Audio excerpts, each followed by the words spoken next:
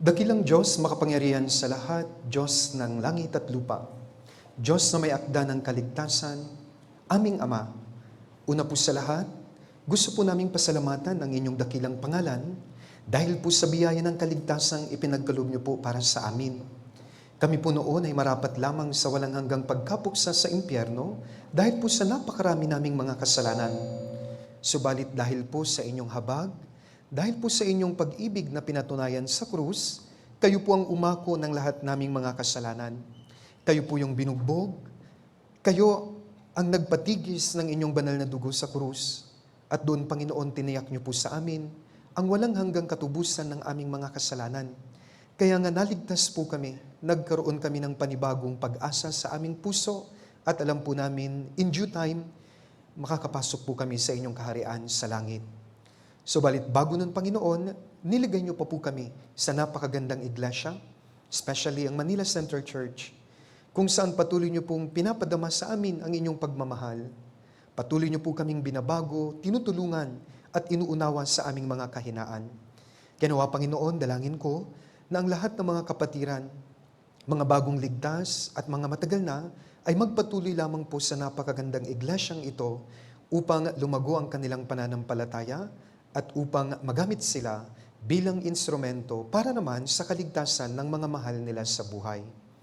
Ama, dalangin po namin, magsisimula bukas ang District 3 Bible Seminar. Pagkalooban niyo po ng karunungan ng tagapangaral at nawa maraming mga tao ang makaunawa uli ng kaligtasan at may dagdag sa amin ang mga nawawalang kaluluwa upang makasama rin po sila sa kandungan ng Diyos sa langit. Dalangin ko rin po sa mga sandaling ito, na nawa ang banal na Espiritu ang humipo sa puso at isip ng mga kapatiran. Kayo po ang magturo ng mga salita ng Diyos na patuloy na magre-reveal ng kalooban ng Diyos sa mga kapatiran. At hari nawa pagkatapos po nilang malaman ang will of God, ay magkaroon sila ng puso na isabuhay ito upang makita ang pagbabago sa kanila at makita ng sanlibutan ang ilaw ni Kristo sa kanila at mahayag ang kapangyarihan ng Diyos sa aming buhay Kristyano. Pagkalooban niyo rin po, Panginoon, ang inyong abang lingkod ng mga pananalitang naaayon lamang sa inyong banal na kalooban. Mula po sa simula hanggang sa matapos, aasa po kami sa pagtuturo ng Holy Spirit at nawa ang salita ng Diyos na mapapakinggan ng bawat isa ay patuloy na aaliw sa aming puso. Ito po ang aming dalangin sa pangalan ni Jesus na aming Panginoon at tagapagligtas. Amen. Okay, para po sa ating main scripture, buksan po natin ang ating mga Biblia, mga bilang, chapter 32. Book of Numbers, chapter 32. Mga bilang, kapitulo 32, from verse 1 to verse 5. Numbers, bilang, chapter 32, verse 1 hanggang verse 5. Babasahin ko po from verse 1 to verse 5. Mga brothers and sisters, ito po ang salita ng Diyos. Bilang 32 from verse 1. Ang mga anak ni Ruben at ang mga anak ni Gad ay may lubhang napakaraming hayop. Nang kanilang makita ang lupain ng Jazer at ang lupain ng Gilead, ay mabuting lugar iyon para sa hayop. Verse 2, lumapit at nagsalita ang mga anak ni Gad at ang mga anak ni Ruben kay Moises, sa paring si Eleazar at sa mga pinuno ng sambayanan na sinasabi, ang Atarot, Dibon, Jazer, Nemra, Hesbon, Eleali, Saban, Nebo, at ang Bion, na lupaing winasak ng Panginoon sa harap ng kapulungan ng Israel, ay lupaing mabuti para sa hayop. At ang iyong mga lingkod ay may mga hayop. At sinabi nila, kung kami ay nakatagpo ng biyaya sa inyong paningin, ay ibigay sa iyong mga lingkod ang lupaing ito bilang ari-arian at huwag mo na kaming patawirin sa Jordan. This time punta po tayo sa verse 33. Verse 33, basahin po natin sabay-sabay at dahan-dahan, 3, 2, 1. At ibinigay ni Moises sa mga anak ni Gad at sa mga anak ni Ruben at sa kalahati ng lipi ni Manases na anak ni Jose ang kaharian ni Sihon na hari ng mga Amoreo at ang kaharian ni Og na hari sa Basan. Ang lupain at ang mga bayan niyon, sa loob ng mga hangganan niyon, sa makatwid ay ang mga bayan sa buong lupain. Muli po magandang umaga po sa inyong lahat. And before I start with the lesson, batiin po natin ang isa't isa. Good morning po.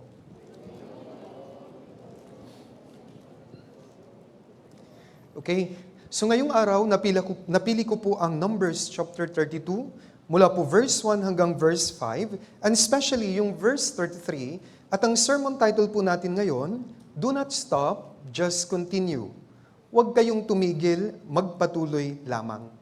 Ito po ang pinaka-lesson dito po sa ating kwento ngayon, dito sa Numbers chapter 32.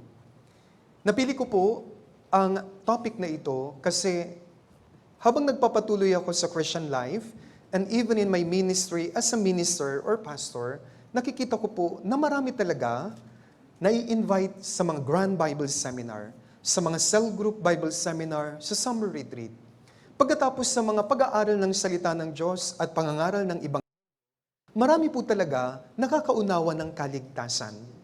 Pagkatapos nun, nagkakaroon sila ng testimony na naligtas sila sa pamamagitan ng dugong dumanak kay Kristo, na ang kanilang mga kasalanan, once and for all, natubos na, nabayaran na.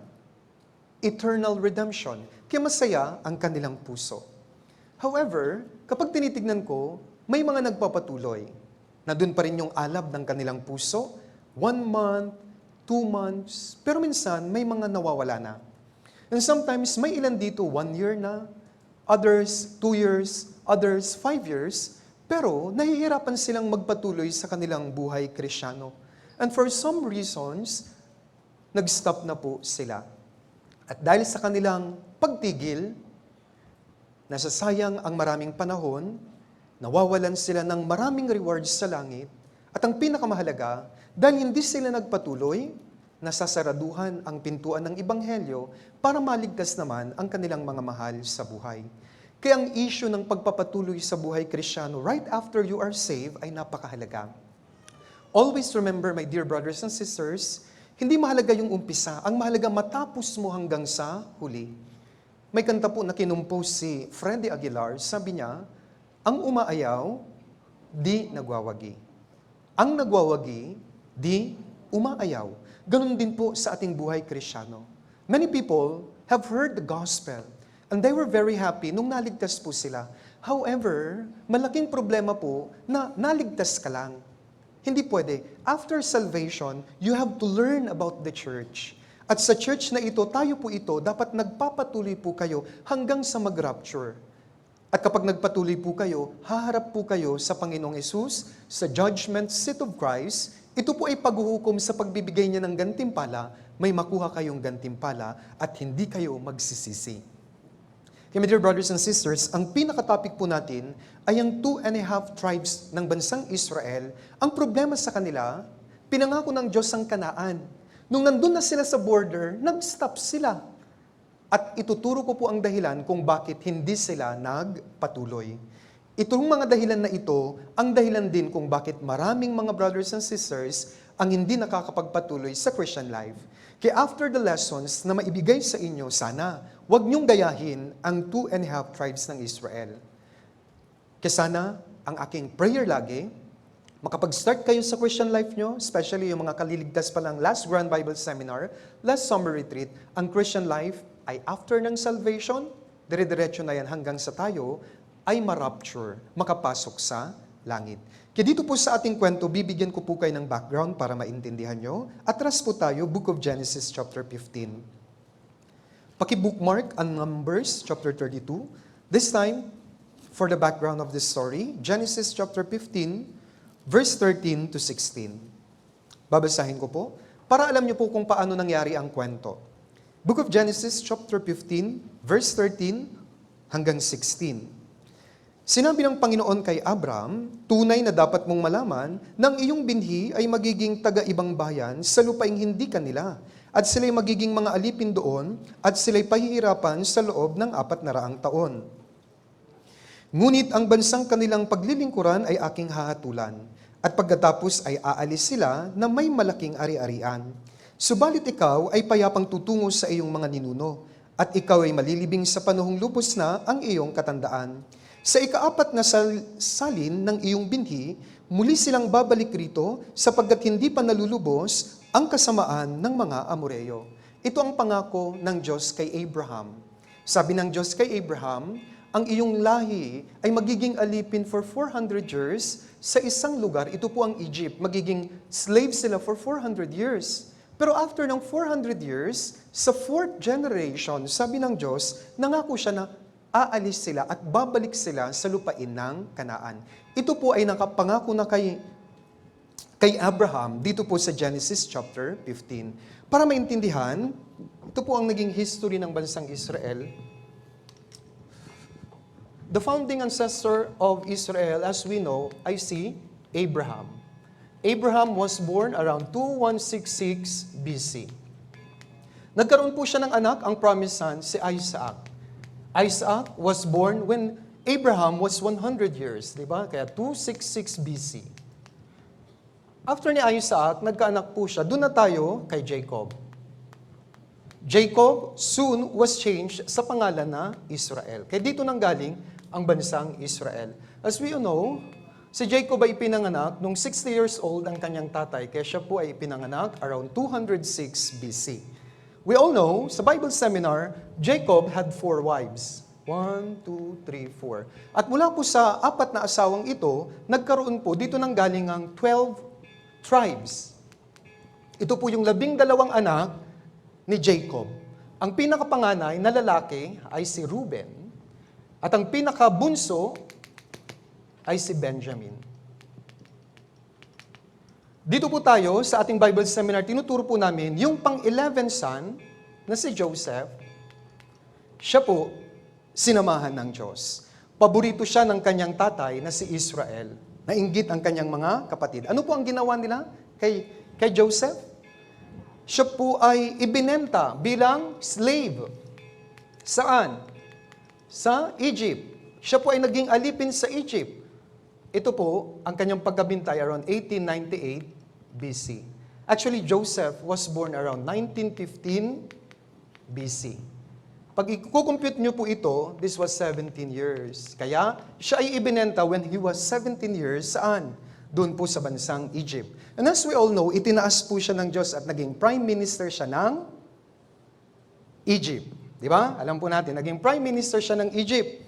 Nagkaroon ng tagutom, kaya inimbitahan niya ngayon yung kanyang mga kamag-anak sa Kanaan, sa Israel, lipat na kayo sa Egypt. Kaya lumipat po silang lahat sa lupain ng Egypt.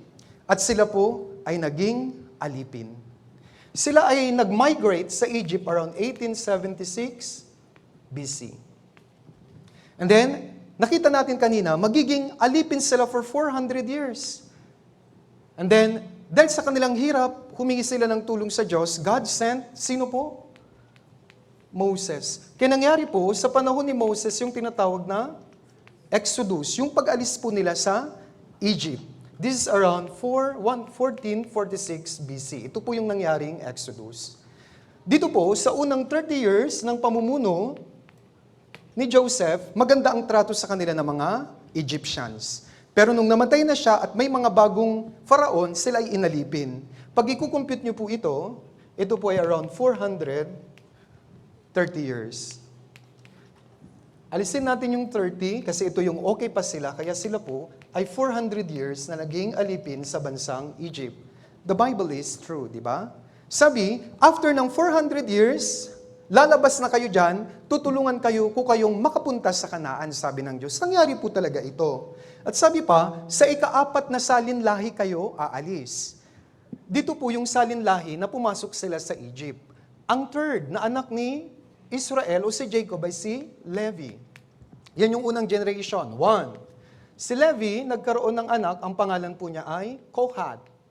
Second generation, 2. And then si Kohath, nagkaanak, ang pangalan niya ay Amram. Ito po yung 3. And Amram begot Moses. Ito po yung 4th generation.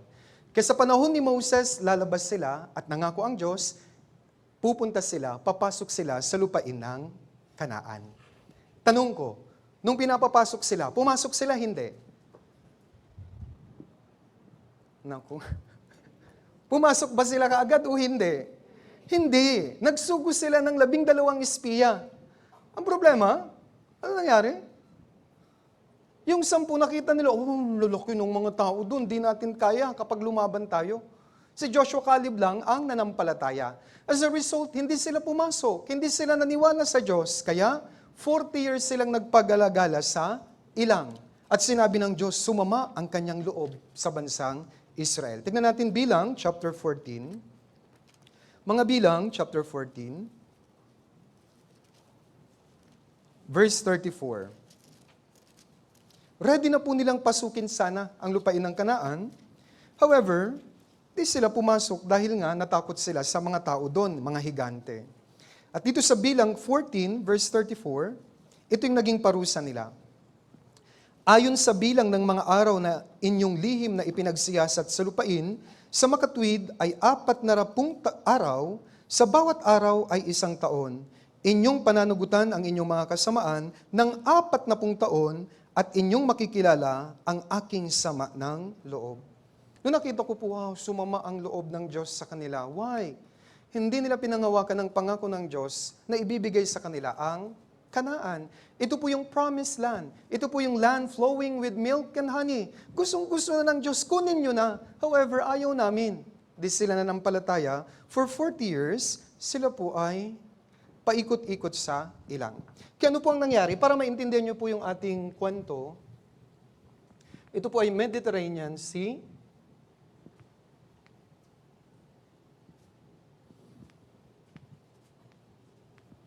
Ito po ay Egypt. Ito po ay Red Sea, Sea of Galilee, Dead Sea, at ito po ang Jordan River. JR na lang, hindi po Jason Rolusta. Jordan River. Nung hindi sila pumasok sa Kanaan, nagpagala-gala po sila for 40 years dito. And 40 years was over. Ngayon papasok na sila. Ito po ang bansang Israel. Papasok na sila sa Israel. Pero ito po ang borderline ng Jordan. Dapat pumasok po sila. Papasok na po sila. Makukuha na nila yung promised land na Israel. Pero anong ginawa ng 2.5 tribes ng Israel? Nakita po ni Reuben, ni Gad, at ang half tribe, kalahati dito, ng Manase, maganda ang lupang ito. Nag-stop po sila, hindi na sila pumasok. Dito po nangyari yung ating kwento. Now, we will learn bakit nag-stop. Itong 2.5 tribe, buong tribe ng Reuben, ni Gad, at kalahati ng Manases, why? Hindi sila nagpatuloy. Bakit sila nag-stop? Ito ang punto ng aking sermon. Ang mga dahilan kung bakit di sila nagpatuloy ay parehong dahilan ng mga nakikita ko ngayon kung bakit maraming brothers and sisters ang hindi nakakapagpatuloy. So isa-isahin po natin yung mga lesson. Now we will go to the lesson. The first lesson kung bakit nag-stop sila, balikan natin ang ating main scripture, Numbers, Bilang, chapter 32, verse 1. Mga Bilang, 32, verse 1.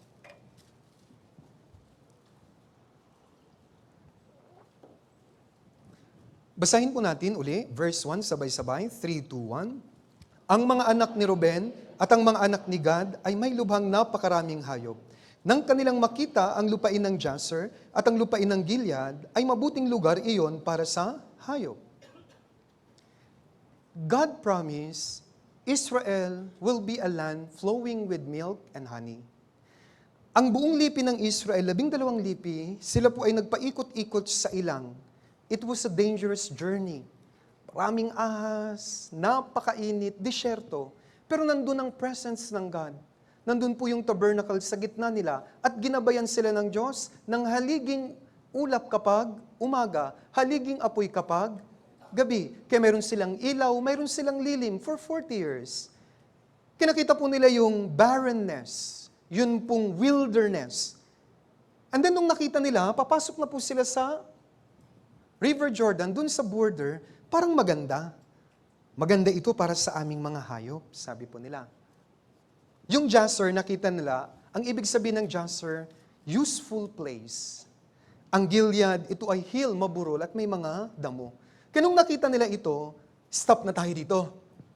Huwag na nating angkinin yung promise ng Diyos na Kanaan, mag-stop na tayo dito kasi may kabuhayan dito. My dear brothers and sisters, ganito rin po ang nangyayari kung bakit nag-stop ang marami sa kanilang Christian life at hindi nila pinapasok yung lupain ng Kanaan para sa kanilang reward. Bakit? Dahil sa kanilang trabaho o dahil sa kanilang kabuhayan. Ito yung unang lesson. Bakit tayo nahihirapan sa Christian life? Kasi marami sa atin, bagaman naligtas na, mas mahalaga ang inyong kabuhayan kaysa sa pangako ng Diyos. Ito po ay hindi dapat mangyari. Kaya nga minsan hindi kayo makapagpatuloy simply because may trabaho po ako, pastor. Pero ituturo ko po yung right way how to handle our job, our work, para makapagpatuloy tayo sa buhay Kristyano. Para maintindihan, tingnan po natin sa Hagay. Hagay chapter 1.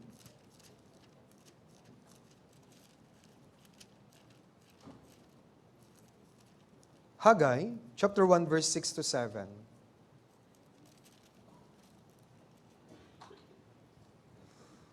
Aklat ni Hagay sa Lumang Tipan po yan.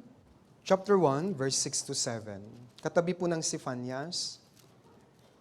Sa gitna ng Sifanyas at Sakarias, si Hagay.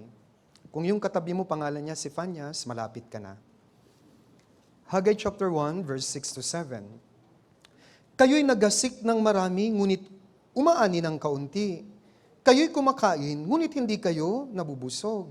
Kayo'y umiinom, ngunit hindi kayo nasisiyahan. Kayo'y nagdaramit, ngunit walang naiinitan. At kayong tumatanggap ng sahod, ay tumatanggap ng sahod upang ilagay sa supot na may mga butas. Ganito ang sabi ng Panginoon ng mga hukbo, pag-isipan ninyo ang inyong mga lakad. Yung sinabing pag-isipan nyo ang inyong mga lakad, magsisi kayo. Bumalik kayo sa Diyos, sabi ng Diyos, sa Israel. Ito po yung time na gagawin po nila yung templo. Ang purpose ng Diyos sa kanila kung bakit pinabalik sila sa kanilang bansa is to rebuild the temple. However, mas inuna nila ang kanilang trabaho, ang kanilang pamilya. Kaya sabi ng Diyos sa kanila, nagtatrabaho kayo, kumakain kayo, nagpapakapagod kayo, pero hindi kayo masisiyahan. Why? Kasi hindi yan ang tunay na purpose o layunin ng inyong buhay. Ganon din po. My dear brothers and sisters, nagtatrabaho tayo para mabuhay. Hindi tayo nabubuhay para magtrabaho. Naintindihan po ninyo? Kaya ang trabaho ay isang part lamang po ng ating buhay. Pero ano po ang pinaka-reason ng ating buhay? Makinig po kayo. If you are saved, the main purpose of your life, number 1 is to grow in your faith. And number 2, pag nag-grow na kayo, you will be used by God para maligtas din naman. Maging instrument kayo para maligtas ang ibang mga tao. That's the very purpose of our Christian life. Anong sabi sa Psalm 118 verse 17? Hindi ako mamamatay, kundi mabubuhay, at ang mga gawa ng Panginoon ay isasalaysay. Hindi pa tayo namamatay. Bakit? If you are saved, pwede ka na sa langit, pwede ka nang mamatay, sabi ng Diyos. Pero, hahayaan kita sa lupang ito, ilalagay kita sa church. Bakit? Kailangan mong isalaysay ang gawa ng Panginoon. Ang bawat ligtas na Kristiyano, dapat alam niya ang purpose ng kanyang buhay. Ang purpose natin ay para maligtas pa ang mga mahal mo sa buhay. At para maligtas sila, magpatuloy kayo sa church sa inyong buhay Kristiyano. However, marami mas inuuna. Gaya ni Ruben, ni God, mas inuuna yung kabuhayan nila. Yun ang reason kung bakit di sila nagpatuloy na sakupin ng Kanaan. Ulitin ko, ang trabaho ay okay. Sabi ng Biblia, magtrabaho kayo, maging masisipag kayo. But the purpose of your life is not about working. Ulitin ko, nagtatrabaho tayo para mabuhay, hindi tayo nabubuhay para magtrabaho. Pag kayo po ay nagtatrabaho para mabuhay, mawawalang kabuluhan ang inyong mga ginagawa. Mawawala sa hangin, parang sumusuntok kayo sa hangin. Para mas maintindihan, sa basketball po, ano po ang pinaka-goal ng basketball? Meron pong ring dito, di ba? Kailangan ma-shoot yung bola. Tama? Para makapuntos ka. Tama, mali? Ang pagsasanay na mag-dribble, ang pagsasanay na mag-shoot, ang pagsasanay na mag-gwardya, ay part lang yon. Tama? Pero ang pinaka-purpose mo ay makashoot ka. Tama, mali? Kung dribble ka lang ng dribble, takbo ka lang takbo, pagod na pagod ka na, wala ka pang puntos. Tama mali? Ganun ang maraming brothers and sisters. Ang goal ng kanilang Christian life, ibuslo ang kanilang mga mahal sa buhay sa kaligtasan. Pero dahil inuuna nyo yung trabaho, part lang, yung parang pagdidribble, dribble ka lang ng dribble, pati yung referee pinasahan mo. Ganun, kaya kayo napapagod. Walang puntos, walang reward. Bakit? Kung nagtatrabaho kayo at balakid ang trabaho nyo sa Christian life, you are just like a basketball player, just running around the court without even attempting to make isang busto, to make a shot. Kaya nga, sabi dito, kumakain kayo, di kayo nabubusog, nagtatrabaho kayo, butas ang inyong bulsa. Bakit? Parang ganito sa basketball player na takbo lang ng takbo, pero hindi nakakabuslo. Kasi ang main reason ng basketball is to score a point. Tama? The main reason of our Christian life, ang pagdidribble-dribble ay parang yung paghahanap buhay. Ang paggagwardya-gwardya, ito yung you make sure na okay yung iyong health, parang ganon. Pero ang pinaka-purpose kung bakit ginagawa natin ang lahat-lahat ay para makapagligtas pa tayo ng isang kaluluwa, ma-shoot natin, ito po yung langit. Naintindihan nyo? At sinushoot natin yung mga kamag-anak natin doon. Pero marami, di nila ito nagagawa kasi nagtatrabaho. At minsan, habang nagpapakapagod, nagta-time out, magpapahinga, nandun siya, umaalis siya sa church. Nagiging bangko siya. Ang bangko may silbi, bangko siya eh. Gusto niyo yung bangko ka lang? Pag nag-champion yung team, ang kilala yung mga best player, di ba? Pero ikaw, sabit ka lang. Di ka naiya? Yung nakikiano ka rin lang sa trophy, sa judgment seat of Christ, dapat may gantimpala kayo. Kaya nga, magtrabaho kayo, at yung trabahong yan, hindi dapat maging factor na mawala kayo sa church. Kung ang trabaho nyo ay hadlang sa inyong Christian life, hindi na yun hanap buhay. Anong tawag ko doon? Hanap patay. Marami dito naghahanap patay. Brothers and sisters, gentle reminders sa lahat. Anong sabi sa 1 Corinthians 10:31? Kaya't kung kayo man ay kumakain or umiinom, anuman ang inyong ginagawa, gawin ang lahat para sa ikaluluwalhati ng Diyos. Kung yung trabaho natin, hanap buhay, ay isang hadlang para hindi tayo makapag-church, hindi yun kaluwalhatian ng Diyos. Uulitin ko, working ay hindi po masama. Pero it should be in line with the purpose. Dapat, nag-work kayo at the same time, hindi nyo napapabayaan ang inyong buhay Kristyano. Kung nag-work lang kayo at hindi na kayo nakakapagsimba, nagtatrabaho kayo para sa apoy. Tignan po natin Habakuk.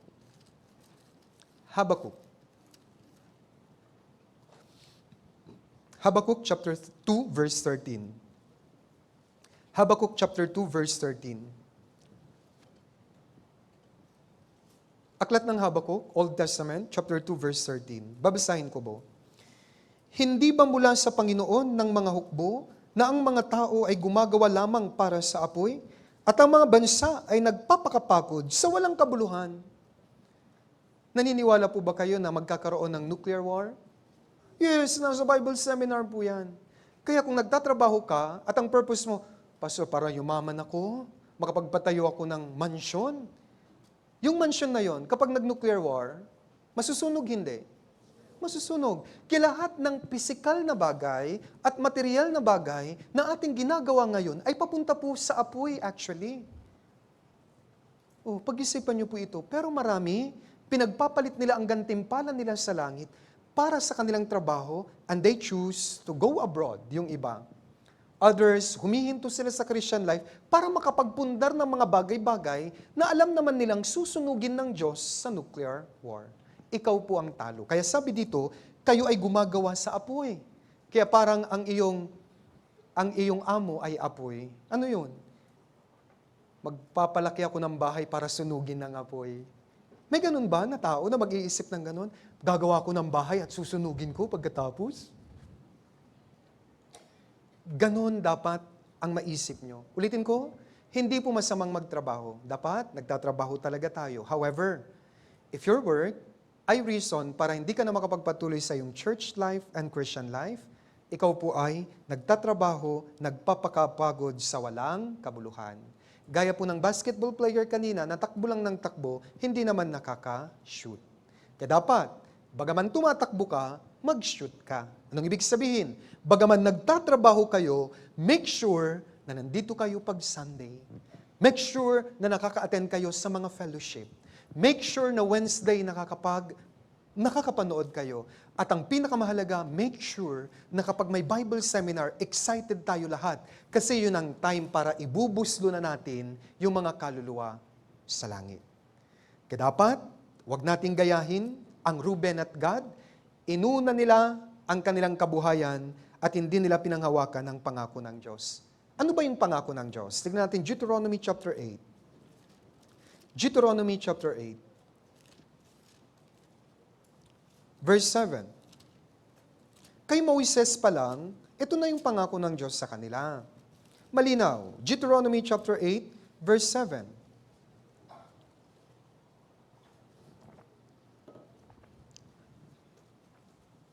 Deuteronomy chapter 8, verse 7.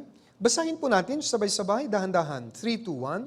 Sapagkat dinadala ka ng Panginoon mong Diyos sa isang mabuting lupain, ang lupain ng mga batis ng tubig, ng mga bukal at ng mga kalaliman, na bumubukal sa mga libis at mga bundok. Mabuting lupain. Sa ibang salin dito po sa Biblia, land flowing with milk and honey.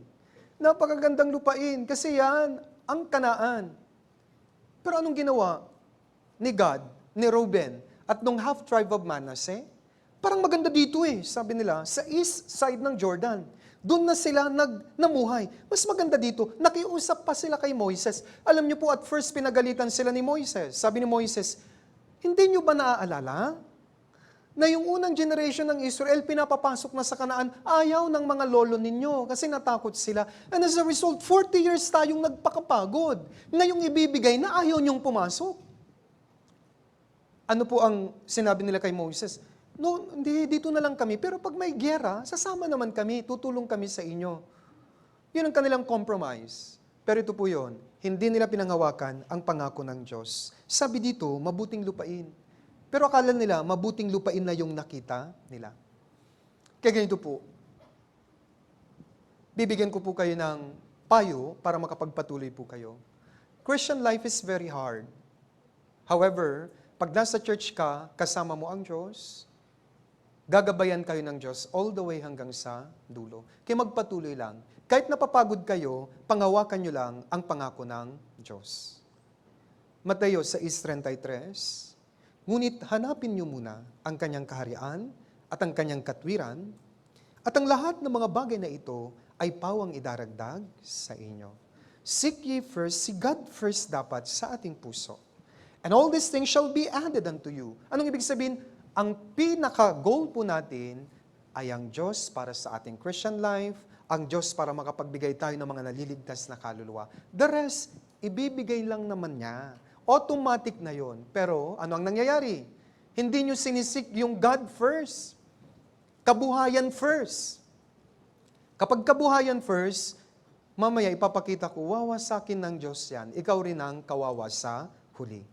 Kaya don't be like Gad, Reuben, and the half-tribes of Manasseh, na nag-focus lamang sa kanilang work, kabuhayan. Okay? Dapat, una ang pangako ng Diyos, panghawakan, unahin lagi natin ang Diyos, at ang mga bagay, yung trabaho mo, susunod na lamang yan. Yung pamilya mo, susunod na lamang. Malinaw po? Huwag niyo silang gagayahin na inuna ang trabaho kaysa sa pangako ng Diyos. Yan ang unang reason. Balikan natin ang bilang, pangalawa po. Bilang 32, chapter 32, verse 2 to 4. Ito yung second reason kung bakit di sila pumasok. Numbers, chapter 32, verse 2 to 4.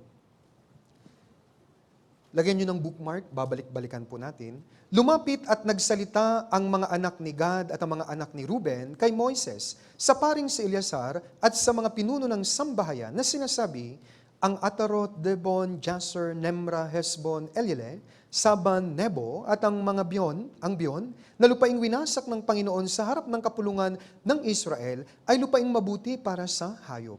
At ang iyong mga lingkod ay may mga hayop. Ito yung pinaka-reason. Yung kanilang kawan, yung kanilang kabuhayan. Ano pa? Ang pangalawang reason kung bakit di sila pumasok, ito po yun. They look for a place for pleasure and not a place to serve God. Yun po. Ang hinahanap nila, lugar para sa kanilang kabuhayan at hindi lugar para paglingkuran ng Diyos. Brothers and sisters, baliktarin natin.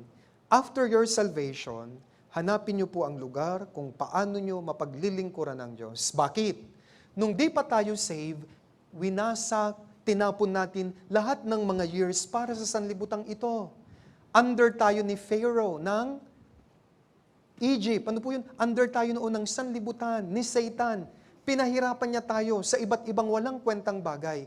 However, kapag na-save ka na po, you have to find way to serve this Savior. Natural po ito. Bakit? One way of expressing your love towards God after your salvation is to serve Him. Simbolo po ng pagmamahal sa Diyos ang paglilingkod sa Kanya. Ang Israel, sabi ng Diyos, aalisin ko kayo sa Egypt, ililigtas ko kayo at papupuntahin ko kayo sa Kanaan. Ano po yung primary reason? Para sumamba kayo at maglingkod kayo sa akin. Tingnan natin Exodus chapter 4. Exodus chapter 4, verse 22 to 23. Exodus chapter 4, verse 22 to 23. Nung pinapunta ng Diyos si Moses sa Faraon, ito yung sasabihin mo. Iyong sasabihin sa Faraon, ganito ang sabi ng Panginoon, ang Israel ang aking panganay na anak. At aking sinasabi sa iyo, pahintulutan mong umalis ang aking anak upang siya'y makasamba sa akin. Kung ayaw mo siyang paalisin, aking papatayin ang iyong anak na panganay. In-stop siya ng Faraon kaya namatay ang lahat ng panganay sa Egypt. At last, pinaalis sila ng Faraon. Kaya ano po yung reason? Para sila makasamba sa akin. Para sila, in short, makapaglingkod. Ano po ba ang tunay na pagsamba?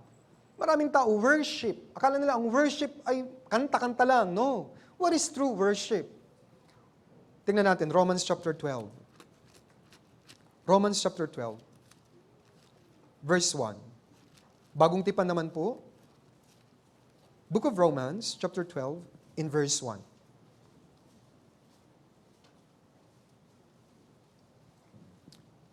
Kaya nga, mga kapatid, isinasamo ko sa inyo, alang-alang sa mga kahabagan ng Diyos, na inyong ialay ang inyong katawan na isang handog na buhay, banal, nakasiyasiya sa Diyos, na siya ninyong makatwirang paglilingkod.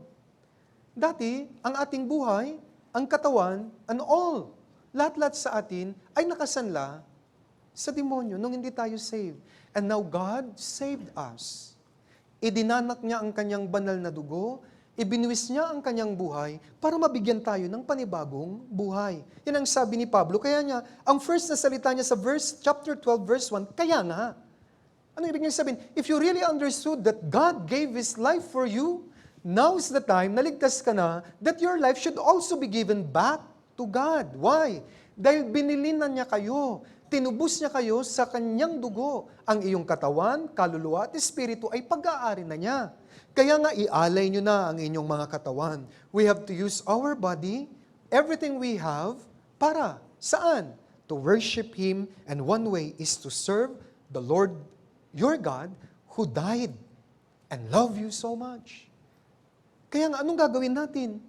Para makapagpatuloy po kayo sa Christian life, maghanap kayo ng ministry. Magpatuloy kayo. Kung may ginagawa kayo sa church, kung busy tayo, tuloy-tuloy lang. Hindi mo mamamalayan, magra-rapture na. Kaya ano po ang may advice ko sa mga baguhan? Tuloy-tuloy lang po. After 6 months or 1 year, you must have your ministry. Without your ministry, without serving God, mabuboard ka. Wala kang ginagawa eh. Pag wala kang ginagawa, boring hindi. Boring talaga. Kung kayo lang pupunta dito, uupo, Sunday, uuwi, napakahirap. Parang malayo yung puso mo sa Diyos. Kaya, ito po ay gentle reminder and suggestion. 6 months ka na hanggang 1 year, kausapin niyo po kami, sali kayo sa choir kung gusto mong kumanta, mag-audition ka. Sa mga nanay, napapansin ko minsan, ang mga leaders lagi ang nagluluto sa mga bagong member na may 6 months to 1 year, mag-volunteer po kayo. Sister, marunong akong magluto. Ako ang magluluto ngayon, tulungan niyo ko ang aking sahog, pagmamahal. Di ba? Yes. And then, mapapakain ko lahat ng mga brothers and sisters. Kaya, Huwag niyong gayahin. Sino po? Ito pong 2.5 tribes, they look for a place for yung kabuhayan and not a place to serve God. Born-again Christian should find a place to serve God. Saan ang lugar na yon? It's the church. Kaya nga napakahalaga ng church. We serve our brothers and sisters. Yun na rin po ang paglilingkod sa Diyos. Tingnan po natin Deuteronomy chapter 10. Deuteronomy chapter 10. Verse 12.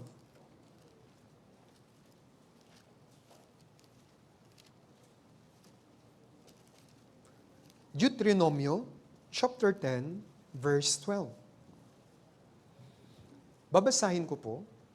At ngayon, O Israel, ano ba ang hinihingi sa iyo ng Panginoon mong Diyos? Kundi matakot ka sa Panginoon mong Diyos, lumakad ka sa lahat ng kanyang mga daan, at ibigin mo siya, at paglingkuran mo ang Panginoon mong Diyos ng buong puso at ng buong kaluluwa mo. Brothers and sisters, paano natin maibabalik ang pagmamahal sa Diyos? We love Him because He first loved us. At kung ligtas ka na, natural pong mamahalin mo ang Diyos. How? One way of proving your love for God is by serving Him. Maglingkod ka sa Kanya. Parang yung mga nanay at tatay natin, they serve us. Sila po yung 24/7 na nagpakahirap. Wala silang day off. Kapag tumanda naman na sila at na-realize na natin ang pagmamahal nila, tayo naman ang naglilingkod sa kanila. At aalagaan natin sila hanggang sa sila po ay mamatay. Bakit tayo naglilingkod sa kanila, inaalagaan? Simply because we realize na yung pagmamahal nila sa atin. Kaya, result of our love is serving our Lord. How can we serve our Lord? Kailangan magkaroon kayo ng ministry, kailangan may ginagawa kayo sa church habang nagpapatuloy kayo para ma-ensure na hanggang sa huli, matapos nyo ang Christian life. Tingnan natin, 1 Peter chapter 4. Ito ang suggestion ni Peter sa lahat ng mga kapatiran. Sa panahon po niya habang nangangaral, nagkaroon ng matinding persecution sa mga early Christians. Pero minungkahi niya, bagaman maraming hirap, paglingkuran natin ng Diyos. Bakit? 1 Peter chapter 4, verse 3. Sapat na ang nakaraang panahon sa paggawa ninyo ng mga gustong gawin ng mga hintil, na namumuhay sa kahalayan, masasamang pita, paglalasing, kalayawan, pag-iinuman, at kasuklam-suklam na pagsamba sa mga Diyos-Diyosan. Ito yung buhay natin before, sabi niya, sapat na. Ito rin po naintindihan ko when I got saved. I was 26 years old. That was around 15 years ago. Huwag niyo nang i-compute kung ilang taon na ako. When I got saved, isa lang po na-realize ko, I wasted the 26 years of my life. Kaya sabi ko, ngayong saved na ako, I will devote the remaining years of my life to serve my God, my Savior, ang Panginoong Hesus na nagmahal at nagbigay ng buhay para sa akin. Yun din po ang aking i-decide sa aking puso. I will use the remaining of my life para paglingkuran siya. Ganon din po ang sabi ni Pedro, sapat na yung nakaraan. Di ka pa ba nagsasawa dyan sa buhay mo? Di ba? Yung buhay nating walang kabuluhan. Sa mga brothers and sisters, di ka pa ba nagsasawa sa paghit-hit ng kung ano-ano dyan? Sunog na ang ngipin mo. Sunog na ang labi mo. Di ka pa ba nagsawa dyan? Sabi ng Diyos, stop mo na. Anak ka na ng Diyos. Hindi ka pa ba nagsasawa dyan? Yung iniinom, mamaya, nahihilo-hilo ka na.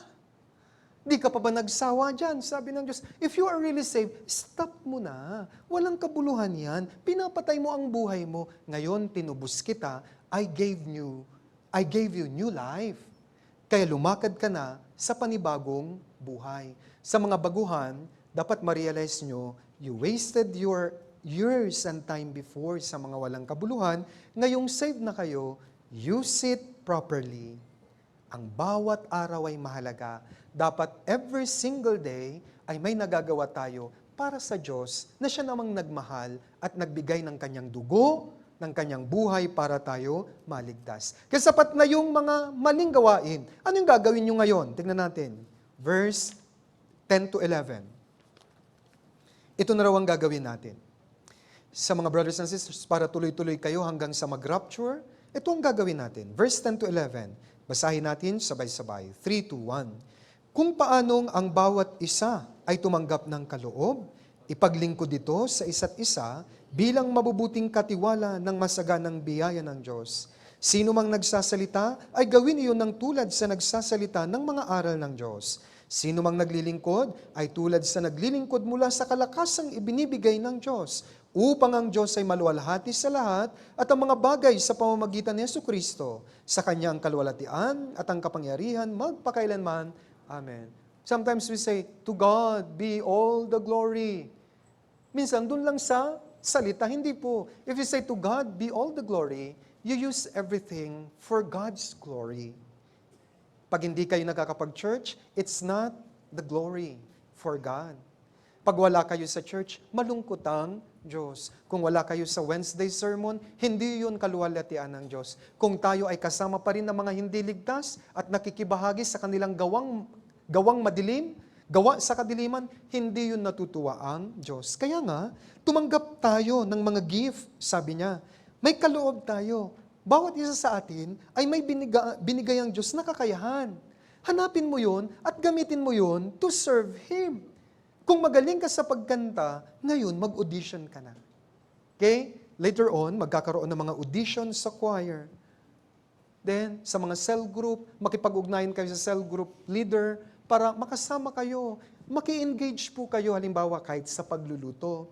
Kahit dito po, my dear brothers and sisters, Sunday, kung wala kang gagawin, maghanap ka lang ng halimbawa, may nag-iwan ng candy, kunin mo, ibulsa mo, itapon mo, malaking bagay yon. Nakita mo po, basta kumuha ka ng map, i-map mo na, magandang ugali po yon. Yung ating hallway, kapag napakarumi, mabaho, kailangan magtulong-tulong tayo.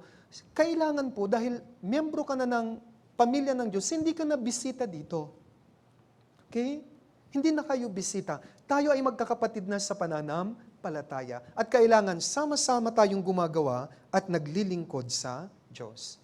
Kaya para kayo makapagpatuloy, huwag gayahin si God, Reuben, and half tribe. You have to find a way to serve the living God. Paano? Maraming paraan. Continue in your Christian life at para hindi kayo mabagot, maglingkod kayo sa Diyos. Ang daming ministry, my dear brothers and sisters. May broadcasting ministry. Ano pa? Sa pagluluto, sa pagsusundo, sa mga tatay kung marunong mag-drive. Ano pa? Sa mga cell group, marami kayong pwedeng magawa kung may mga Bible seminar. Sa choir, church school, ang dami-daming dapat gawin. Kung tayo po ay may mga ministry at nadidelegate ang mga gawain, we will grow together. Sama-sama tayong maglalakbay sa mahirap na Christian life, and as we do it together, kikilos ang Diyos mightily. Alam niyo po, pagkatapos po nilang isave ng Diyos dito po sa Egypt, nag-camp po sila sa Mount Sinai, ang Israel. Ang susunod dito, 40 years sa wilderness. Bago po sila umalis sa Mount Sinai, ito muna ang ginawa ng Diyos. God instructed them to make the tabernacle. Gawa kayo ng tabernakulo. Hindi sila makakapag-journey sa ilang without the tabernacle. Bago paggawa ang tabernacle, yung tabernacle nasa outside ng camp nila. Pagkatapos gawin ng tabernacle, yung tabernacle na ngayon, nandun na sa center ng camp nila. Tagtatatlong lipi. Ano po ang itsura? Cross. Nasa gitna na ng Diyos. At sila po ay naglakbay 40 years sa ilang, sobrang hirap. But, you know what? They receive manna. They receive water. They receive quail. At sabi ng Diyos, ang inyong mga damit at sandalyas hindi na luma because I was with you all the time. Kaya sa Christian life, ito ang church. Sa Lumang Tipan, walang church sa sinabi, pero congregation in the wilderness. Inside, in the center is our God at never kayong pababayaan. Anong sabi ni David? I was born and then I grew up and never did I see any son of God beg for bread. Anong ibig niyang sabihin? Never niyang pinabayaan ang kanyang mga anak. Christian life is very hard, pero dapat sama-sama tayo. Naglalakbay po sila sa ilang, ano po, ganito po ang makikita sa top view, pag nagka-camp na po sila, ito po ang krus ni Jesus Christ. That's why, pasanin natin ang krus. Mahirap, pero kapag sama-sama tayo naglilingkod sa Diyos, makakapagpatuloy kayo sa inyong buhay, Kristiyano. Kaya, para nyo matapos ang Christian life, find a place where you can serve God and not a place para sa iyong mga kabuhayan, para sa iyong pansariling kapakanan. We have to serve our Savior. Yan po yung pangalawa. Pangatlo, balikan natin ang Numbers 32, verse 5. Numbers 32, verse 5. Babasahin ko po. At sinabi nila, kung kami ay nakatagpo ng biyaya sa iyong paningin, ay ibigay mo sa iyong mga lingkod ang lupaing ito bilang ari-arian. At huwag mo na kaming patawirin sa Jordan. Dito na kami. Sabi nila. Anong ibig sabihin? Maganda kasi yung lugar na yon. Maganda rin. Malapit sa ilog, ay may kabuhayan na sila. Ano po yung reason kung bakit di sila pumasok sa Kanaan? They were pleasure-driven and not purpose-driven. Yung kasiyahan ng hanap nila, hindi yung tunay na layunin sa buhay. Ano po ba ang pinaka-goal? Ang binigay ng Diyos na goal, enter the land of Canaan. Yun ang pinakadahilan kung bakit sila niligtas sa Egypt. Pero anong ginawa nila? Stop na tayo. Di ko rin po maintindihan. Nung pinasa kong mabuti, bigla na lang, nagsabi sila kay Moses, dito na kami. Nagalit pa nga si Moses hindi pwede. Di ba sabi ng Diyos, huwag tayong mag-stop. Akuin natin ang promised land. Pero tumigil sila kasi nga, they were for their pleasure. Maganda dito. At hindi sa purpose na binigay ng Diyos sa kanila. Brothers and sisters, dapat tandaan po natin, mahirap ang Christian life. Pero may purpose tayo. Ano po yun? Hanggang makarating tayo sa langit, dapat magamit pa tayo ng Diyos. Kaya kahit mahirap, dire-diretso lang. Hindi pwede, Pastor, 2 years naman na ako, pwede pahinga muna. Walang ganun sa Christian life. Kasi minsan naririnig ko, asan na yung isang brother? Ay, Pastor, magpahinga raw muna. Magpapahinga, ilang araw? Hindi, Pastor, gusto niya 2 years. Wow. So, hindi na siya mag-church. Upo, pahinga raw muna, day off niya. Brothers and sisters, para mas maintindihan nyo, ang Panginoong Yesus, nung buhat-buhat niya yung krus, di niya yun nilubayan. From Jerusalem to Golgotha, bagaman ilang beses siyang bumagsak, He carried the cross for us. Ano kaya? Nung siya po ay pinaggugulpi, bigla, iniwanan niya yung krus. Bahala na kayo, sabi niya. Saan tayo lahat? Impyerno. Hanggang dun po sa malapit na siyang mamatay, pinagtatawanan pa siya ng mga tao Oh, ikaw yung Diyos, nakapako po siya. Kalaban namin, tagapagligtas ka. If you're the Son of God, baba ka. Iligtas mo ngayon, maniniwala na kami. Pero anong ginawa niya? Father, forgive them. Hindi nila alam ang kanilang ginagawa. Until such time, tinapos po niya. At ano ang sinagot niya before He died? Ang isa sa sinabi niya, it is finished. My dear brothers and sisters, dapat magkaroon din tayo ng testimony. Natapos ko ang aking digmaan. It is finished. Natapos ko ang aking Christian life. Saan mo yung masasabi? Right after na mag-rapture. Panginoon, natapos ko na. Ano po yung gift ko? Ano po yung gantimpala ko? Anak, nakikita mo itong napakalaking kaharian, napakalaking parang bahay na napakaganda. Iyo yan. Yes po, naghihintay ang putong. Sabi po, putong ng kaluwalhatian. Lalagyan kanya ng putong. Kakatapos po ng mga commencement exercises o graduation ng mga mag-aaral, ang sarap ng pakiramdam yung mga nasa top, di ba? Ang dami mong, yung mama mo ipagod na kakaakyat. Bakit? Ikaw naman anak, ang dami mong medal Lahat na medal, no? Anak, mabigat na ba? Wow. 20 medals na to. Kaya yung MC, pagod na.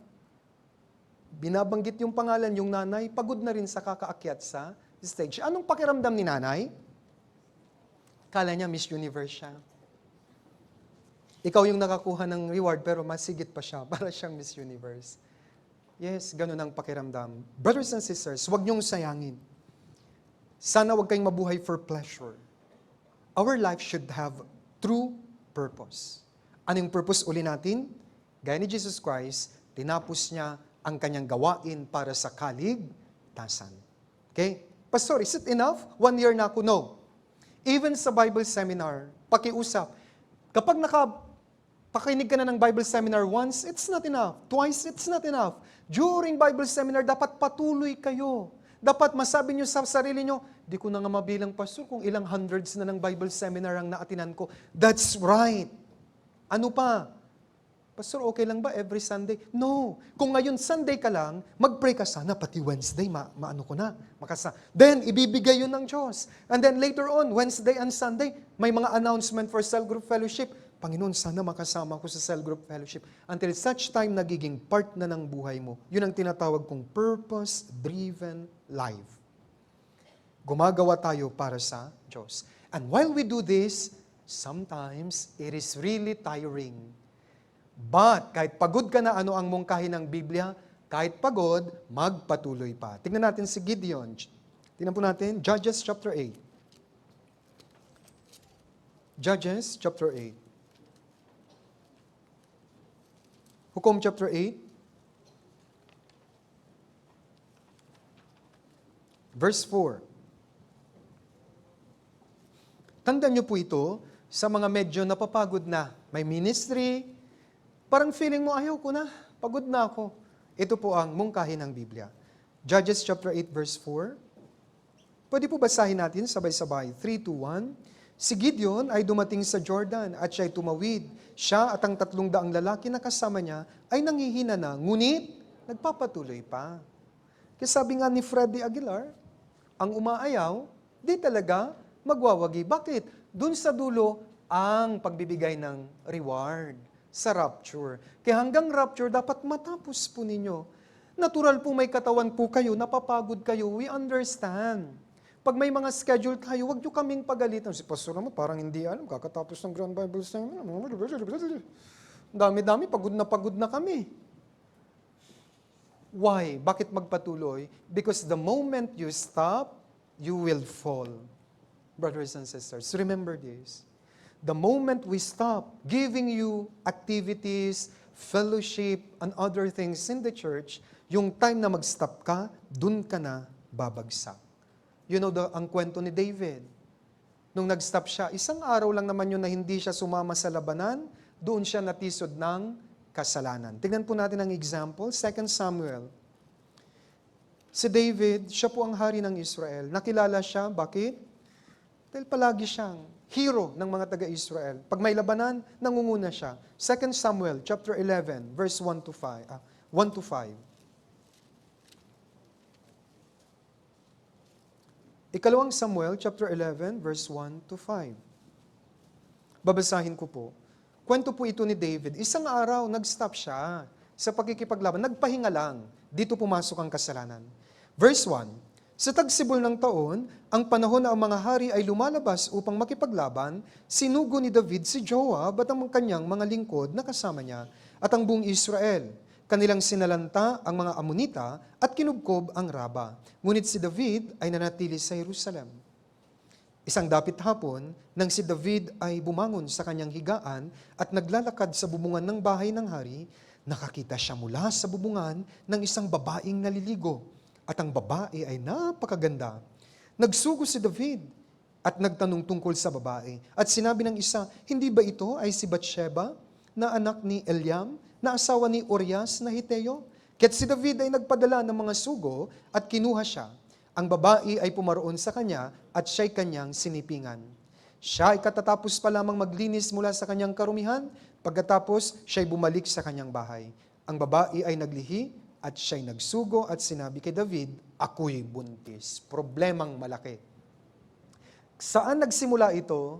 Nung time na nag-stop si David, nagpahinga siya, hindi siya sumama sa digmaan. Ganun po. Kung sa Christian life ay busy tayo, that's good. Kasi gumagawa naman kayo para sa Panginoon. The moment you stop, papasok si taning. Wala kang ginagawa, bigyan kita. Libangan lang naman eh. Yan na. Kaya anong gagawin natin? Brothers and sisters, makinig po sa akin. Umulan, umaraw, mag-church tayo. Tagsibol, taglamig, kahit magkaroon ng winter dito, mag-church kayo. Paparating na po ang tag-ulan. Minsan narinig ko, Pastor, di po sila mag-church ngayon. Bakit? Umuulan. Sabi ko, natural namang umuulan ah. Magtaka ka, umulan ng baka. Mas maniniwala ako, umuulan ng dinosaur. Hindi sila mag-church talaga. Pumapatak ang ulan, natural yun. Kaya my dear brothers and sisters, tag-ulan, tag-araw, taglamig, tagsibol. Okay ang pakiramdam mo, hindi. Marami kang problema o wala, ang mahalaga, nakakapagpatuloy tayo. Because remember this one, the moment you stop, doon papasok si Satan. Wawasakin niya ang iyong buhay, Kristyano. And we know this. Kaya nga ang inyong mga cell group leader, Sabado pa lang, nagsisend na sila ng verse na minsan paulit-ulit na lang, pero reminder to para magpatuloy kayo. Ano ang verse na ito? Awit 122 verse 1. Awit 122 verse 1.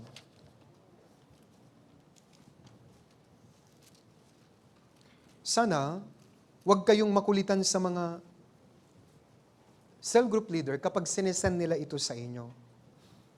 Sabi nila sa group chat, di ba? Bukas po ay Lord's Day sermon, mga kapatid. 7:30 ang sunduan. And then, pinupost nila ang verse na ito. Awit 122 verse 1. Basahin po natin sabay-sabay. 3, 2, 1.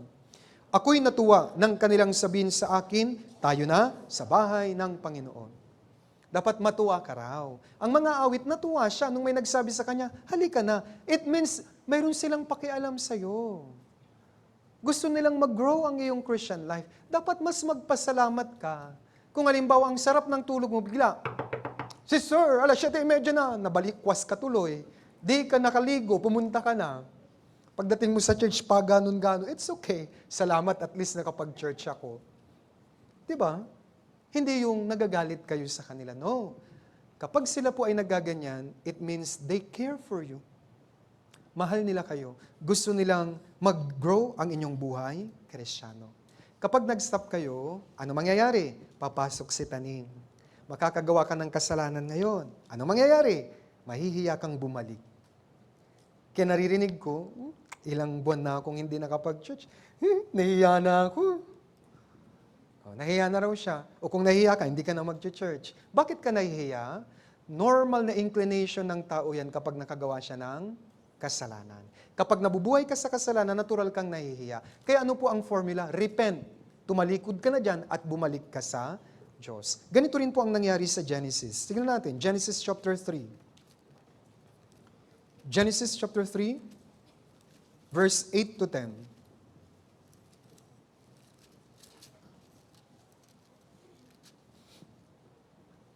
Nagkasala ang mag-asawa, Adan at saka si Eva. Kinain nila yung pinagbabawal na bunga. Ito ang sinabi ng Diyos. Genesis chapter 3, verse 8 to 10. Narinig nila ang tinig ng Panginoong Diyos na lumalakad sa halamanan sa malamig na bahagi ng maghapon. Nagtago ang lalaki at ang kanyang asawa sa Panginoong Diyos sa mga punong kahoy sa halamanan. Nagtago na sila, nahiya. 9. Basahin natin sabay-sabay, 3, 2, 1. Tinawag ng Panginoong Diyos ang lalaki at sa kanya'y sinabi, saan ka naroon? Tanong ko, hindi ba alam ng Diyos kung nasaan si Adan? Lahat ay hayag sa Diyos. Alam niya, bakit nagtanong ang Diyos, nasaan ka naroon? Gusto niyang ma-realize nila, nagkasala sila. Gusto niyang mag-repent sila. Panginoon, may nagawa po kaming mali. Anong gusto ng Diyos? Manumbalik ka sa akin. Ganon din po sa inyo. Ang isang reason kung bakit hindi kayo nakakapagpatuloy, sin. Kasalanan. Nawawala ka sa church. Anong gagawin mo? Repent. Ang ibig sabihin ng repentance, talikuran niyang kasalanan at manumbalik ka sa Diyos. Kung may mga secret relationship kayo na alam niyong bawal, hindi tatanggapin ng Diyos na kung ano mang ginagawa mo ngayon kasi may sin. Kaya anong gagawin? Talikuran mo muna yung kasalanan and then, with all your heart, serve the Lord. Simple lang po ang formula. Ano ang sigaw ng Diyos sa mga brothers and sisters? Yung mga nanonood ngayon ng online na hindi ko na nakikita sa church. Anong sabi ng Diyos sa'yo? Saan ka naroon? Malambing pang Diyos nun. Anak, saan ka naroon? Panginoon, online lang ako.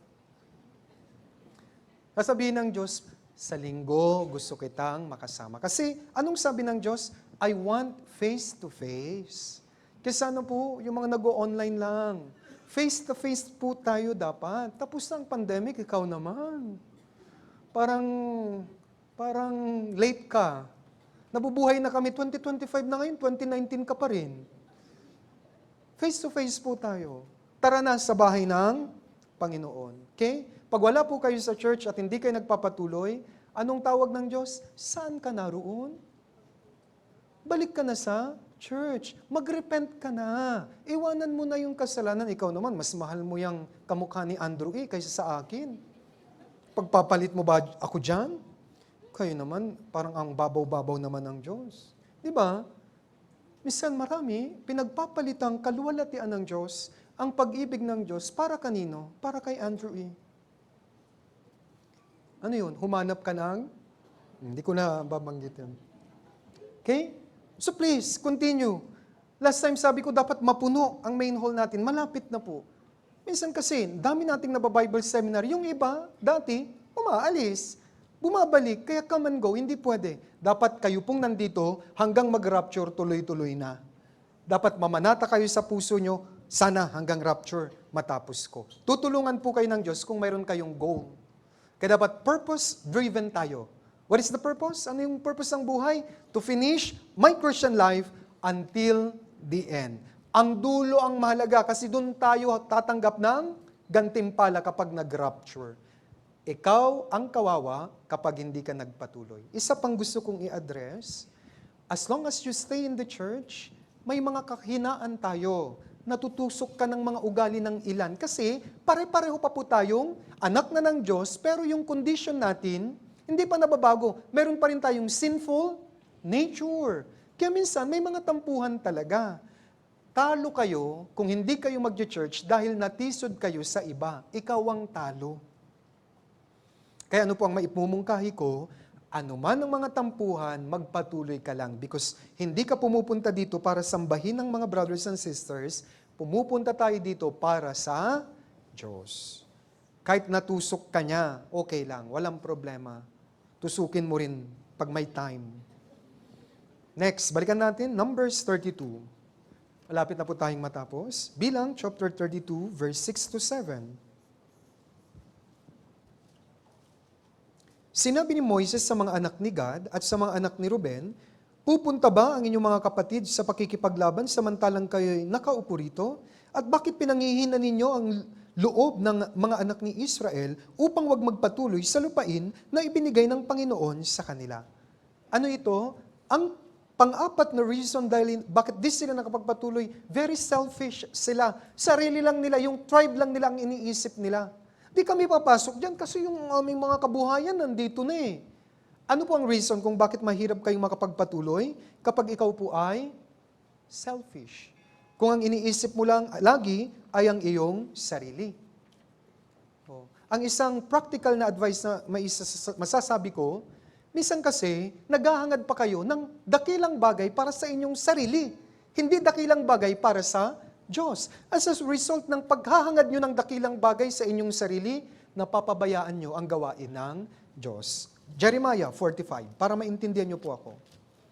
Jeremiah chapter 45, verse 5. Mayroong practical lesson po dito, makinig po kayo, napakahalaga. Jeremiah chapter 45, verse 5. 45, verse 5.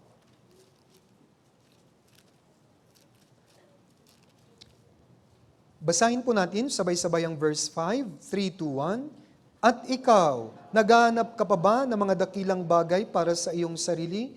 Huwag mo nang hanapin ang mga iyon, sapagkat narito, ako'y magdadala ng kasamaan sa lahat ng laman, sabi ng Panginoon.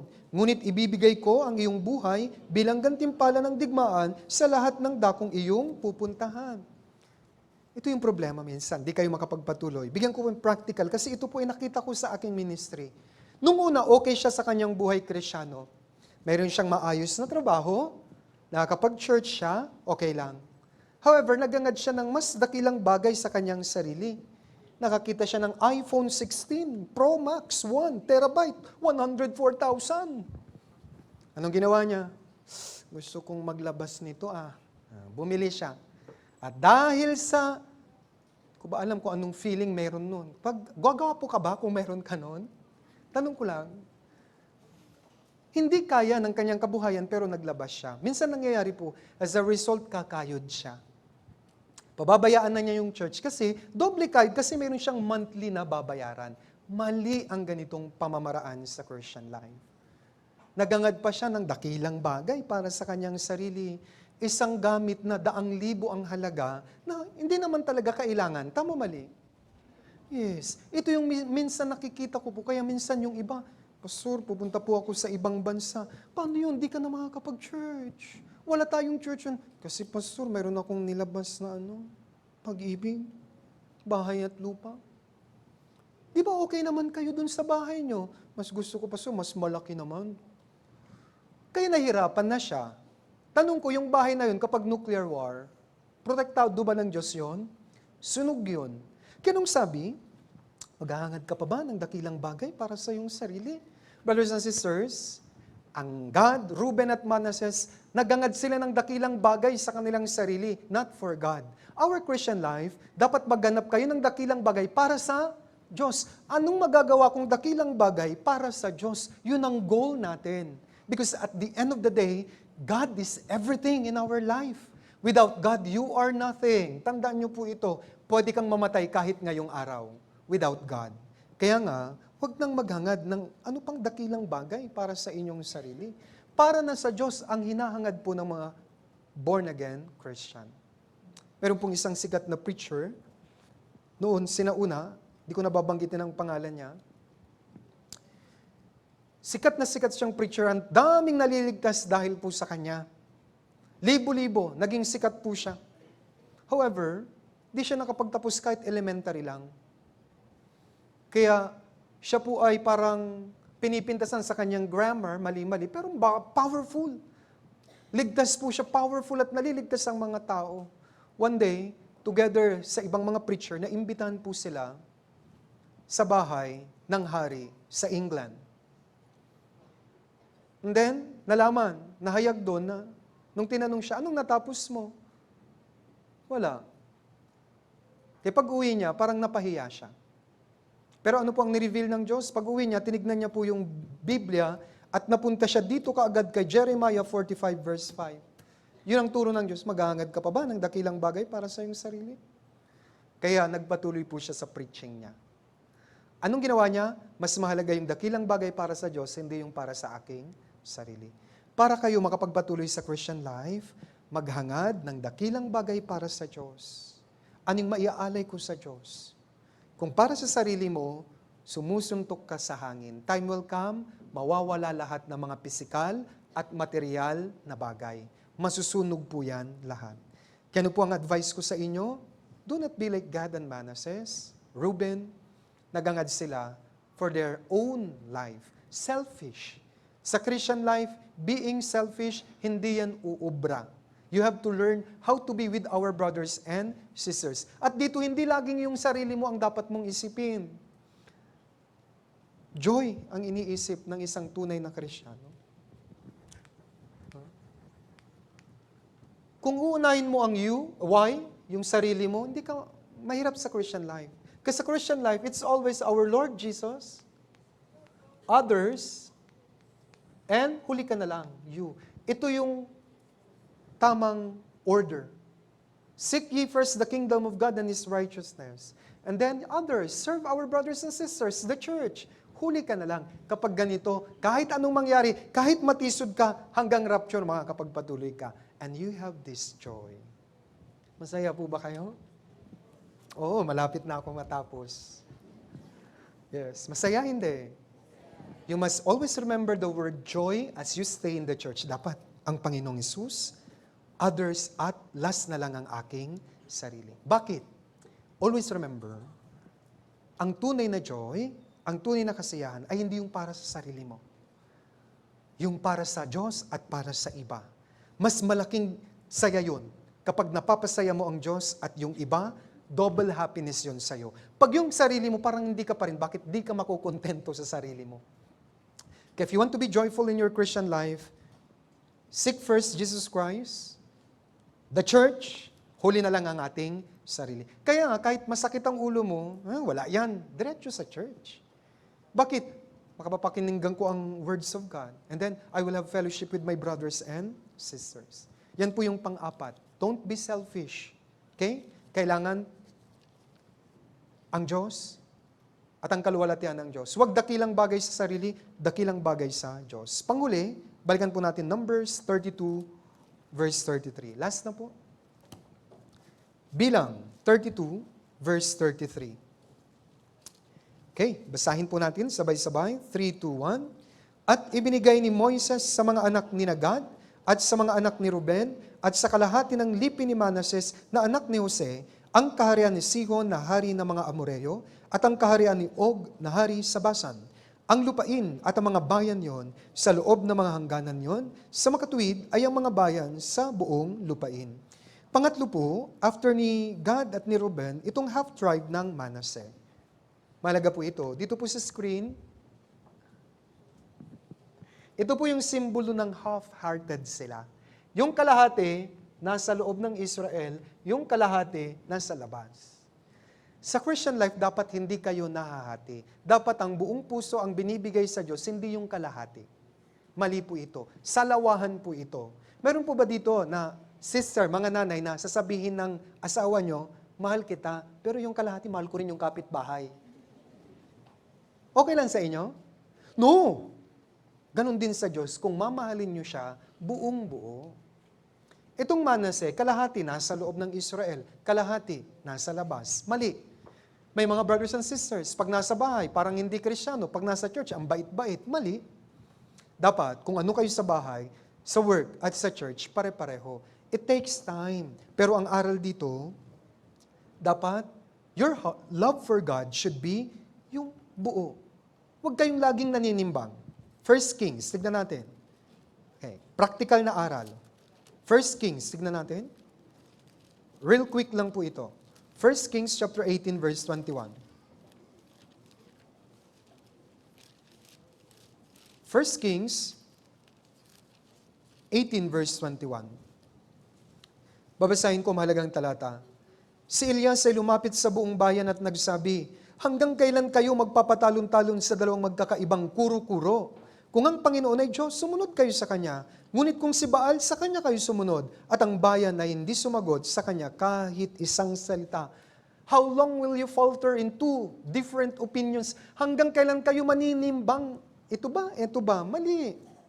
Ito po yung ang formula dito. Kung para sa Diyos, laging oo. Yan ang sabi ng Biblia. Kung para sa Diyos, oo. Kung kasalanan, hindi. Huwag kayong mahahati. Hindi pwedeng udi. Ano yung udi? Oo, hindi. Di, napala mo. Sabi nila. Hindi pwedeng kalakalahati. Kailangan, we serve the Lord with God with all our heart, soul, mind. Okay? Hindi pwedeng kalahating Kristyano. Kalahating demonyo. Hindi pwede. Kalahating anak ng Diyos, kalahating anak ng demonyo. Hindi pwede. Doble kara yun. Dapat buo. Kaya sana po, alisin natin yung pupunta ko ngayong week. Next week, hindi. Next week, pupunta ko. Mahirap talagang makapagpatuloy. Bakit? You are divided. A kingdom divided, sabi ni Jesus Christ, will never stand. Naintindihan nyo? May kasabihan po. Remember this kasabihan. The man who catches two rabbits catches neither. Kung hahabulin mo 2 rabbits sa isang bagsakan, wala kang mahuhuli. Takbo yung isa sa kanan, takbo yung isa sa kaliwa, paano ka makakahuli? Isa-isa muna. Naintindihan? Dapat priority natin ang Diyos. Last verse, 2 Corinthians. 2 Corinto chapter 1. 2 Corinto chapter 1, verse 19 to 20.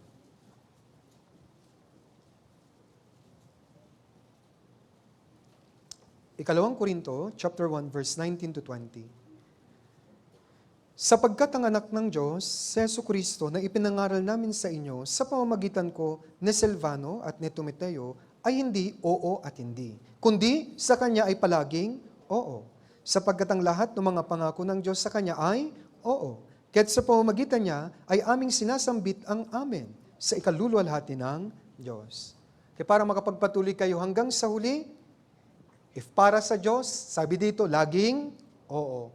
Kaya kapag Sunday, ngayon tatanungin ko na kayo, magsisimba ka ba? Oo, hindi. Sa Wednesday, para sa Diyos, dadalo ka sa Wednesday? Oo, hindi. Sa fellowship, dadalo? Oo o hindi. Sa paparating na New Year retreat, sasama kayo? Oo o hindi. Oo kayo ng oo, ha? Lastly, para sa Diyos, pupunuin natin ang main hall. Oo, hindi. Sana until December, mapuno po ito. At kapag napuno ito, sakupin na natin yung kabila. Okay? Hindi nagpaparami, but kaluwalhatian sa hari kung marami ang kanyang nasasakupan. Masaya ang Diyos kung mas marami ang naliligtas. Today, we'll learn 5 things kung bakit di nakapagpatuloy yung 2.5 tribes ng Israel. Huwag nyo silang gayahin. Okay? Kaya ang pinakabuod para sa Diyos ay dapat laging oo. Marami pong salamat. Tayo pong lahat ay yumuko at manalangin. Let's pray together. Dakilang Diyos, maraming salamat po sa kasaganaan ng salita ng Diyos. We thank you for guiding us from the beginning to the end of this sermon. And I hope sa pamamagitan po ng words of God ngayon, ay natutuuli ang mga kapatiran. Sana pag-uwi nila, balikan po nila yung mga sermon, i-review po nila, at mamili po sila kahit isa doon na isa sa buhay po nila. Kung gayon, magkakaroon ng power ang kanilang buhay Kristyano. Ama, dalangin ko po ang mga brothers and sisters po namin na sana walang ni isa sa kanila ang mapahiwalay sa church. Akayin niyo po lagi sila at sana matapos po nila ang kanilang takbuhin sa Christian living hanggang sa mag-rapture upang pagharap po nila sa Diyos ay matanggap po nila ang maraming putong ng kaluwalhatian, ang mga reward na ibibigay ng Diyos sa kanila. Dalangin namin ang mga kapatiran po na unti-unti nang nawawala sa church. Gamitin niyo po ang ibang mga brothers and sisters upang ma-restore po sila. Nawa sa mga Bible seminar, makarating uli sila at mapanumbalik ang ningas ng apoy sa kanilang puso. Patuloy din po namin dinadalangin ang District 3 Bible Seminar. Kahit yung mga Bible seminars sa buong Pilipinas this week, iligtas niyo po, Panginoon, ang mas maraming kaluluwa sapagkat alam po namin, ito po ay malaking kaluwalhatian sa inyo para sa inyong pangalan. At salamat din po, Panginoon, sa salita ng Diyos na nagsilbing gabay sa amin ngayong araw. Nawa, at least, ang puso ng mga kapatiran ngayon ay nakakuha ng panibagong aliw at kalakasan upang malampasan po nila ang lahat ng hirap at pagsubok ng Christian life. Muli, Panginoon, ang pagpupuri at pasasalamat ay ibabalik po namin sa inyong dakilang pangalan. Ito po ang aming dalangin sa pangalan ni Jesus na aming Panginoon at tagapagligtas. Amen.